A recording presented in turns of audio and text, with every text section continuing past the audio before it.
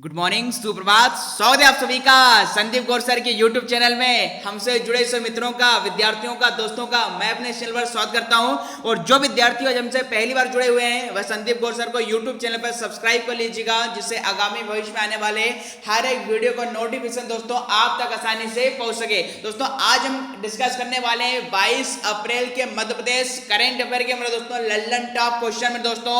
तो आज अंत तक हमारे साथ बने रहिएगा। और यह सारे पर मेरे दोस्तों जिसकी क्लास हर दिन आपके प्रातः 9 बजे चल रही है, यह सारे क्वेश्चन मेरे दोस्तों मध्य प्रदेश में होने वाले आगामी समय के एमपीपीएससी, एमपी पुलिस, एमपीएसआई या एमपी पटवारी, इन सभी महत्वपूर्ण भर्ती परीक्षाओं के लिए दोस्तों काफी कारगर सिद्ध होंगे। चलिए अब आज की कक्षा प्रारंभ करने से पहले जान लेते हैं आज का मोटिवेशनल कोट्स, जो आपको ऊर्जावान बनाएगा, चेहरे पर मुस्कान लाएगा, आपको आपकी मंजिल के प्रति दोगुनी रफ्तार से आगे बढ़ाएगा। तो क्या है मेरे दोस्तों आज का ऊर्जावान संदेश कि अगर सीखना है तो दिए से तो जलना नहीं मेरे दोस्तों, मुस्कुराना सीखो। अगर सीखना है सूर्य से तो डूबना नहीं मेरे दोस्तों, उठना सीखो। और अगर पहुंचना हो शिखर पर तो राह पर चलना नहीं मेरे दोस्तों, राह का निर्माण सीखो। जी हाँ मेरे दोस्तों, राह का निर्माण सीखो। और इसी राह पर मेरे दोस्तों भागते रहो अपने लक्ष्य के प्रति, क्योंकि आज नहीं तो और कभी करेंगे लोग गौर कभी। बस रुकना मत मेरे दोस्तों, आएगा तुम्हारा भी दौर कहीं। जी हाँ मेरे दोस्तों, आएगा तुम्हारा भी दौर कभी, क्योंकि जब जब हौसलों ने मंजिल से कहा ये तेरे बस की बात नहीं, तो मंजिल ने हौसलों की आंखों में आंखें डाल के कहा चल झुट्टी तेरी इतनी औकात नहीं। जी हाँ मेरे दोस्तों, तो इसी ऊर्जावान संदेश के साथ मैं संदीप गौर पुनः आप सभी का सहृदय से स्वागत करते हुए इस कक्षा को प्रारंभ करता हूं। और आज के मेरे दोस्तों मध्य प्रदेश करेंट अफेयर प्रारंभ करने से पहले आज का महत्वपूर्ण दिवस जान लेते हैं। तो आज मेरे दोस्तों 22 अप्रैल, और आप सभी को पता है हर साल 22 अप्रैल को मेरे दोस्तों वर्ल्ड अर्थ डे या विश्व पृथ्वी दिवस मनाया जाता है। अब देखिए विश्व पृथ्वी दिवस मनाने का उद्देश्य क्या है, इसका इतिहास क्या रखा गया है, या फिर बात करें इस बार 22 अप्रैल 2021 में जो वर्ल्ड अर्थ डे मनाया जा रहा है या विश्व पृथ्वी दिवस मनाया जा रहा है, इसकी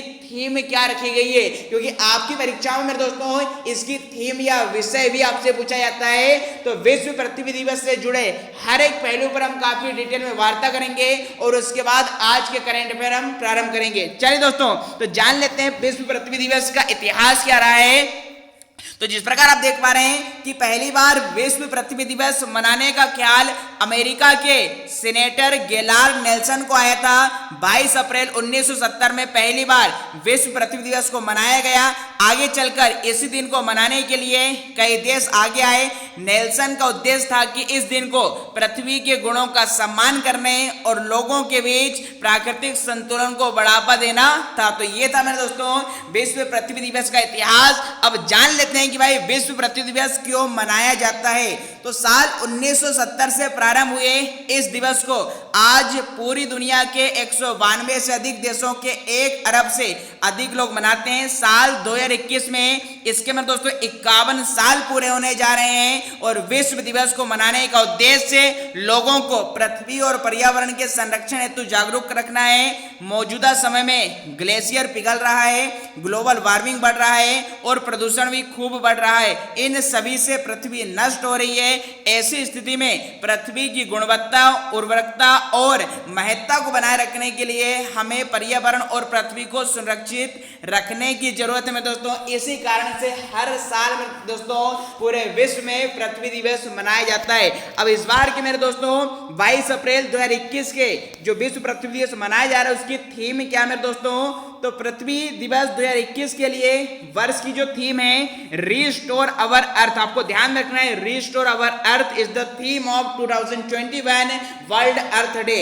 विषय बताता है कि हमें ग्रह को पुनर्स्थापित करने और दुनिया के पारिस्थितिक तंत्र के पुनर्निर्माण पर ध्यान केंद्रित करने के लिए अपना काम शुरू करने की आवश्यकता है। वेबसाइट के अनुसार earthday.org विषय प्राकृतिक प्रक्रियाओं, उभरती हुई प्रौद्योगिकियों और अभिनव सोच पर ध्यान केंद्रित करेगी जो दुनिया के पारिस्थितिक तंत्र को बहाल कर सकता है। तो मेरे दोस्तों आज का ये महत्वपूर्ण दिवस और उससे संबंधित सारे हमने महत्वपूर्ण चीजों को यहाँ पर डिस्कस किया है। चलिए मेरे दोस्तों, अब आज के करंट अफेयर प्रारंभ करने से पहले हम कल के करंट अफेयर में दोस्तों अर्थात 21 अप्रैल 2021 के सारे महत्वपूर्ण करंट अफेयर जो मैंने कल डिस्कस किए थे उसका फटाफट क्विक रिवीजन देख लेते हैं। तो कल का पहला क्वेश्चन मैंने आपको बताया था कि किस शहर के अर्थशास्त्री, साहित्यकार एवं मध्य प्रदेश के प्रथम और द्वितीय वित्त आयोग के पूर्व सदस्य डॉक्टर विनोद सी डेविड का हाल ही में निधन हो गया है। तो राइट आंसर था इंदौर। दूसरा क्वेश्चन आपको बताया था हाल ही में दिल्ली में आयोजित गोल्डन विंग्स अवार्ड 2021 में किस शहर की मान्या वर्मन को princess miss tin India award से सम्मानित किया गया है। तो भोपाल इसका सही आंसर था। अगला क्वेश्चन जो देखा था, हाल ही में दयोदय तीर्थ स्थल की धर्मशालाओं को 100 बिस्तर वाला कोविड सेंटर बनाया जा रहा है। यह प्रसिद्ध तीर्थ स्थल मध्य प्रदेश के किस जिले में है? तो कटनी इज द परम सत्य आंसर। अगला क्वेश्चन जो देखा था, हाल ही में राज्य शासन ने भारतीय प्रशासनिक सेवा के अधिकारी श्री भरत यादव को किस जिले का कलेक्टर का एडिशनल चार्ज दिया है अर्थात अतिरिक्त प्रभार सौंपा है? तो Narsinghpur is the right answer. अगला क्वेश्चन जो था, हाल ही में किस शहर के सागर समूह के द्वारा इंजीनियरिंग कॉलेज में 12 एकड़ क्षेत्र में 500 बिस्तर का कोविड केयर सेंटर आरंभ किया जा रहा है? तो भोपाल इसका राइट आंसर था। अगला जो देखा था, हाल ही में आर्थिक एवं सांख्यिकी मंत्री श्री जगदीश देवड़ा ने कोरोना के इलाज हेतु किए गए निर्णय अनुसार अपनी विधायक निधि से कितने लाख रुपए मंदसौर जिले के लिए स्वीकृत किए हैं? तो 25 लाख इसका सही उत्तर था। अगला, हाल ही में मध्य प्रदेश में पहली बार सागर से भोपाल तक लगभग कितने किलोमीटर का ग्रीन कॉरिडोर बनाया गया है? तो ये 175 इसका सही उत्तर था। अगला क्वेश्चन, हाल ही में मध्य प्रदेश के हर जिले में कोविड मरीजों के लिए कौन सा कॉल सेंटर नंबर स्थापित किया गया है? तो ये मेरे दोस्तों है 1075। अगला क्वेश्चन, हाल ही में विश्व के हॉकी के हर रिकॉर्ड को सहेजने वाले हॉकी समीक्षक वीजी जोशी का निधन हो गया है। वह मूलतः किस जिले के रहने वाले थे? तो राजगढ़ जिले के रहने वाले थे। और लास्ट अंतिम क्वेश्चन जो हमने कल देखा था कि ट्रेन का 144वां साल पुराना कोच किस शहर में मध्य प्रदेश की कला और संस्कृति को संरक्षण दे रहा है? तो मेरे दोस्तों भोपाल इसका सही आंसर था। चलिए दोस्तों, तो आज के अब मध्य प्रदेश करेंट अफेयर मतलब 22 अप्रैल 2021 क्या है, अब लल्लन टॉप प्रश्न देखने वाले हैं। अभी हमने मेरे दोस्तों 21 अप्रैल के करेंट अफेयर का फटाफट रिवीजन किया था।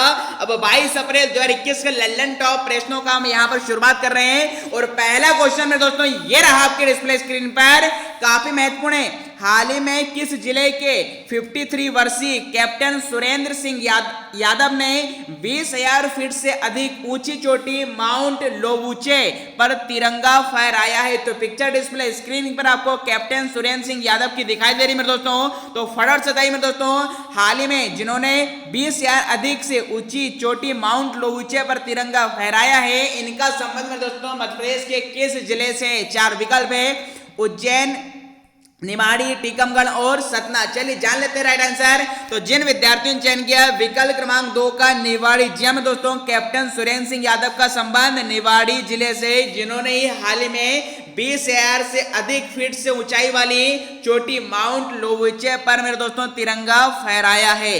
चलिए चलते हैं आज के अगले क्वेश्चन की ओर। और नेक्स्ट क्वेश्चन ये रहा आपके डिस्प्ले स्क्रीन पर, काफी महत्वपूर्ण है। हाल ही में हिंदी उर्दू के शब्दों की जादूगरी से संस्कृतियों को जोड़ने वाले मशहूर शायर जहीर कुरैशी का निधन हो गया है। वह मूलतः किस जिले के थे? जी हाँ मेरे दोस्तों, तो पिक्चर डिस्प्ले स्क्रीन पर आपको शायर जहीर कुरैशी की दिखाई दे रही है। आपको बताना है इनका संबंध मध्य प्रदेश के किस जिले से? 4 विकल्प में, भोपाल, बुरहानपुर, अशोकनगर और गुना। चलिए जान लेते हैं राइट आंसर। तो जिन विद्यार्थियों ने चयन किया विकल्प क्रमांक 3 का अशोकनगर, जी हाँ दोस्तों, अशोकनगर इज द परम सत्य आंसर। जहीर कुरैशी का संबंध मेरे दोस्तों अशोकनगर जिले से, जिनका हाल ही में दोस्तों निधन हो चुका है। अब इससे जुड़ी हुई तमाम महत्वपूर्ण इंफॉर्मेशन क्या है वह देख लेते हैं कि हिंदी उर्दू के शब्दों की जादूगरी से संस्कृतियों को जोड़ने वाले मशहूर शायर जहीर कुरैशी का मंगलवार को बुरहानपुर में निधन हो गया।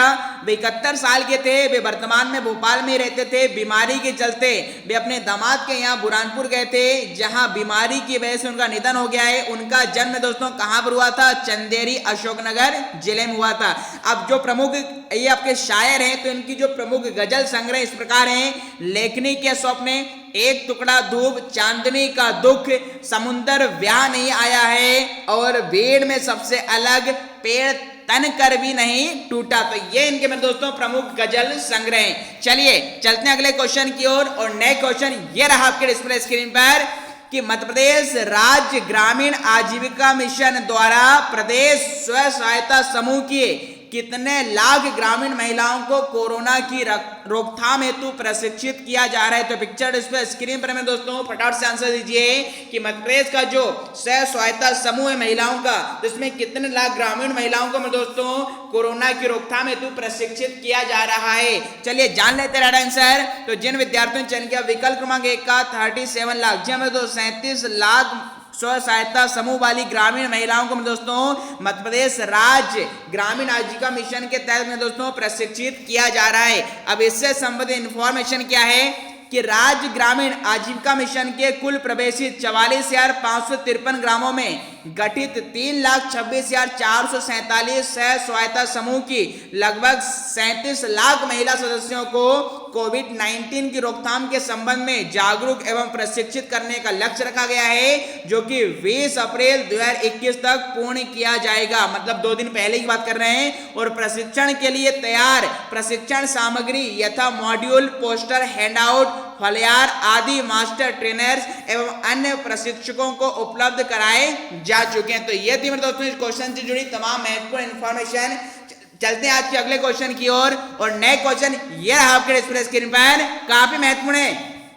हाल ही में 5 साल बाद किस शहर के कमला नेहरू प्राणी संग्रहालय में व्हाइट टाइगर नजर आएगा, जिसे मेरे दोस्तों नंदन कानन जूलॉजिकल पार्क उड़ीसा से लाया जा रहा है। तो डिस्प्ले स्क्रीन पर मेरे दोस्तों इस व्हाइट टाइगर की आपको पिक्चर डिस्प्ले स्क्रीन पर दिखाई दे रही है। अब आपको यह बताना है कि मेरे दोस्तों ये जो कमला नेहरू प्राणी संग्रहालय है ये मध्य प्रदेश के किस शहर में है। 4 विकल्प है, इंदौर, भोपाल, जबलपुर और ग्वालियर। चलिए जान लेते राइट आंसर। तो जिन विद्यार्थियों ने चयन किया दोस्तों विकल्प क्रमांक 4 का ग्वालियर, दोस्तों ग्वालियर गलत ही नहीं महा गलत है। तो राइट आंसर की बात कर लें, जिन विद्यार्थियों ने चयन किया विकल्प क्रमांक 1 का इंदौर, जी दोस्तों इंदौर में ही में दोस्तों कमला नेहरू प्राणी संग्रहालय है, और यहीं पर व्हाइट टाइगर को मेरे दोस्तों 5 साल के बाद लाया जा रहा है, जिसे मेरे दोस्तों नंदन कानन जूलॉजिकल पार्क उड़ीसा से लाया जा रहा है। अब पूरी इंफॉर्मेशन क्या है इसके संदर्भ में वह जान लेते हैं कि यह क्वेश्चन क्यों हमारे लिए महत्वपूर्ण है। तो लिखा मेरे दोस्तों 5 साल बाद एक बार फिर कमला नेहरू प्राणी संग्रहालय में व्हाइट टाइगर नजर आएगा। इंदौर चिड़ियाघर की आखिरी सफेद वागिन शिवानी की मौत 7 फरवरी 2016 को। बाबी नाम तो कतई जहर है मेरे दोस्तों, क्या कि भाई वागिन शिवानी की मौत मेरे दोस्तों 7 फरवरी 2016 को हो गई थी। इसके बाद से टाइगर को लाने के लिए स्थानीय चिड़ियाघर प्रशासन लंबे समय से प्रयास कर रहा था, और आखिरकार इंदौर की टीम द्वारा व्हाइट टाइगर को नंदन कानन जूलॉजिकल पार्क उड़ीसा से लाया जा रहा है। उसके साथ एक ब्लैक टाइगर और 2 गोल्डन फिजन पक्षी के जोड़े भी आ रहे हैं। संभवतः इन सभी को गुरुवार शाम तक इंदौर पहुंचा दिया जाएगा, मतलब आज शाम तक मेरे दोस्तों ये पहुंच जाएंगे। तो ये थी इस क्वेश्चन से जुड़ी तमाम महत्वपूर्ण इंफॉर्मेशन। चलते हैं अगले क्वेश्चन की ओर, और नए क्वेश्चन ये रहा आपके डिस्प्ले स्क्रीन पर कि यूएई में हाल ही में आयोजित हुए डीपीएल मतलब दिव्यांग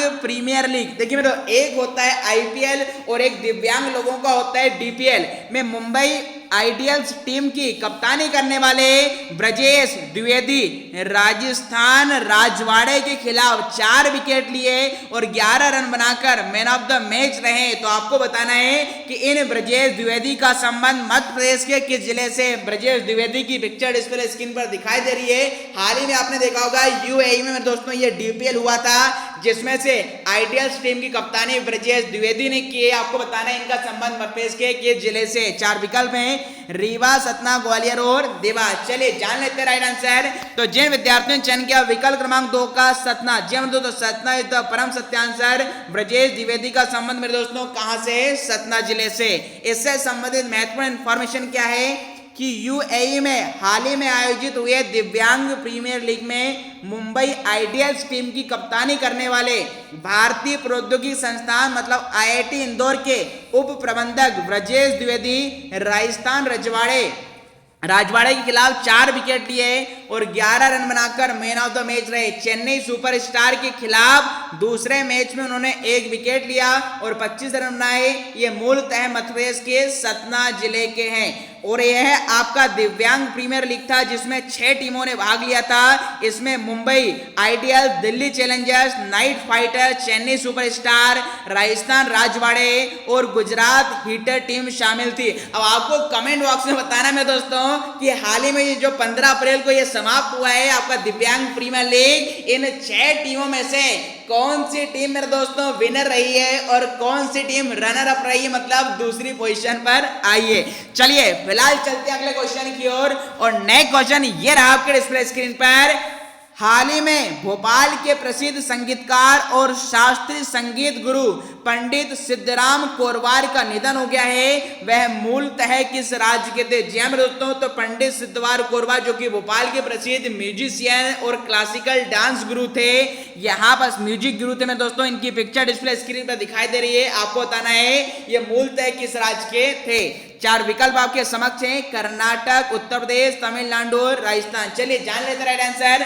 तो जिन विद्यार्थियों में चयन किया विकल्प क्रमांक 1 का कर्नाटक, जी मेरे दोस्तों पंडित गुरु सिद्धराम कोरवार का संबंध कर्नाटक राज्य से और इससे संबंधित महत्वपूर्ण इंफॉर्मेशन क्या है कि भोपाल के प्रसिद्ध संगीतकार और शास्त्रीय संगीत गुरु पंडित सिद्धराम कोरवार का बुधवार की सुबह निधन हो गया।